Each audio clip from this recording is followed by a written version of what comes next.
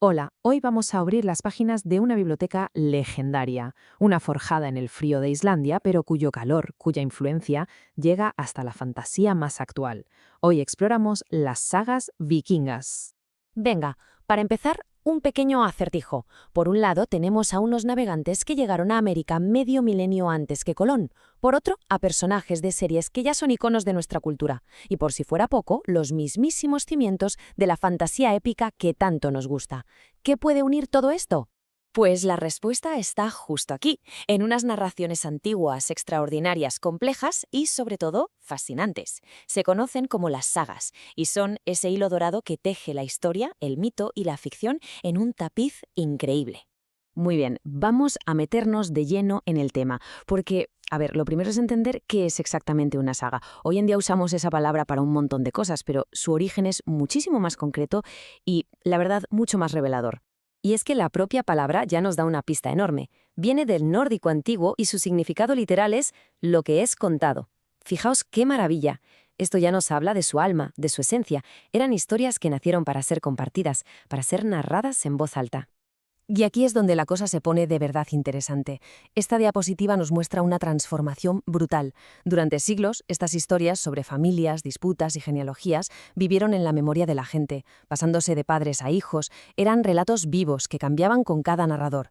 Pero de repente, allá por los siglos XIII y XIV, unos eruditos anónimos, probablemente monjes, empezaron a escribirlas en pergamino. Y al hacer eso las convirtieron para siempre. Pasaron de ser una tradición oral a ser nada menos que obras maestras de la literatura. Y ojo, que no hablamos de algo teórico, tenemos las pruebas físicas, tesoros como el famoso Modrubalabok. Este manuscrito es una auténtica pasada, como una especie de grandes éxitos de las sagas. Recopila en un solo tomo algunas de las más importantes, como la saga de Njál o la de Egil Skallagrímson. Gracias a códices como este, estas historias no se las llevó el viento. Bueno, pues ahora que sabemos qué son, vamos a ver la increíble variedad que esconden. Pensar en las sagas como si fueran todas iguales es un error muy común.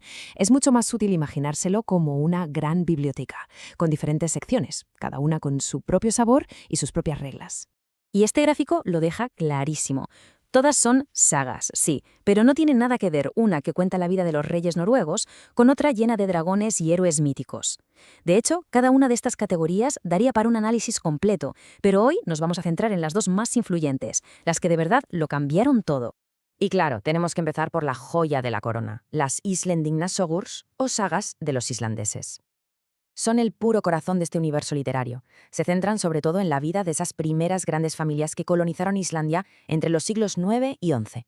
Lo más increíble de estas sagas es que, aunque son relatos heroicos, tienen un realismo brutal. Tratan sobre cosas muy terrenales, disputas por unas tierras, la importancia vital del honor familiar, la venganza como casi una obligación social, y de cómo resolvían sus problemas en su asamblea anual, el Althing, que era, uno de los primeros parlamentos de la historia. Cuentan las vidas de personajes llenos de matices, como el poeta guerrero Egil Skallagrímson, que era tan bueno componiendo un verso como partiendo un escudo. Pero si tuviéramos que elegir solo una, la obra Umbre, esa sería sin duda la saga de Njál. Es una obra monumental, una especie de tragedia griega en plena Islandia medieval. Narra un conflicto familiar que se alarga durante generaciones con una profundidad psicológica y una complejidad legal que te dejan sin palabras. Esto es literatura universal, con mayúsculas.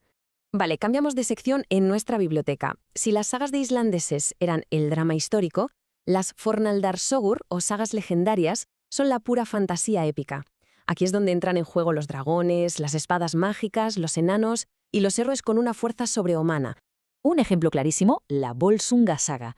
Cuenta la historia del héroe Sigurdur, su combate con el dragón Fafnir, su amor trágico. Fijaos en los ingredientes. Un héroe legendario, un objeto de poder como la espada Gramr y un temazo central que lo cubre todo, la idea de que no se puede escapar al destino. ¿Os va sonando de algo? Y aquí es donde todo conecta, ¿verdad?, con nuestra cultura pop, porque el famosísimo Ragnar Lodbrok que conocemos de la tele es uno de los héroes de esta misma saga. Esto demuestra que estas historias legendarias son una fuente de la que seguimos bebiendo hoy en día. Pero cuidado, que las sagas no son solo ficción, ni mucho menos. Son también documentos históricos de un valor incalculable. Estas dos, la saga de Eric el Rojo y la saga de los groenlandeses, contaron durante siglos cómo unos exploradores nórdicos llegaron a una tierra que llamaron Vinland. Durante mucho tiempo se pensó que era solo un mito, una leyenda, Hasta que, ¡zas!, en los años 60, la arqueología encontró en Terranova, en Canadá, los restos de un asentamiento vikingo, confirmando lo que las sagas llevaban contando desde la Edad Media. ¡Increíble! Y con todo esto sobre la mesa, llegamos a la gran pregunta, ¿no? ¿Por qué? ¿Por qué estas historias, escritas hace 800 años en una isla remota, nos siguen fascinando de esta manera? ¿Cuál es su verdadero eco? El viaje que muestra esta línea de tiempo es alucinante. Pensadlo. Partimos de un manuscrito como el de la Volsunga Saga, allá por el 1250. Varios siglos después, un profesor de Oxford, que además era un experto en estas leyendas, un tal J.R.R. Tolkien, las usa como inspiración directa para crear El Señor de los Anillos. Y esa influencia no para, llega hasta hoy mismo, con novelas que siguen bebiendo de ese mundo de honor, destino y batallas épicas. La clave de todo esto es que el ADN de las sagas está por todas partes en la ficción que consumimos. En una época de buenos y malos, de santos y pecadores, las sagas nos dieron al héroe complejo, al personaje moralmente gris. Nos plantearon temas universales como el destino contra la voluntad, el peso de la familia, la búsqueda de identidad, y nos dieron la estructura de la crónica épica familiar que abarca generaciones. Todas esas raíces que vemos hoy en la mejor fantasía nacieron aquí. Así que, al final, la lección de las sagas es potentísima. No eran solo para pasar el rato, eran una herramienta para entender el mundo, para no olvidar el pasado y para construir una identidad. Nos enseñan que contar historias es en el fondo una forma de forjar el destino. Y eso, claro, nos obliga a preguntarnos, ¿qué historias estamos contando nosotros hoy para definir quiénes seremos mañana?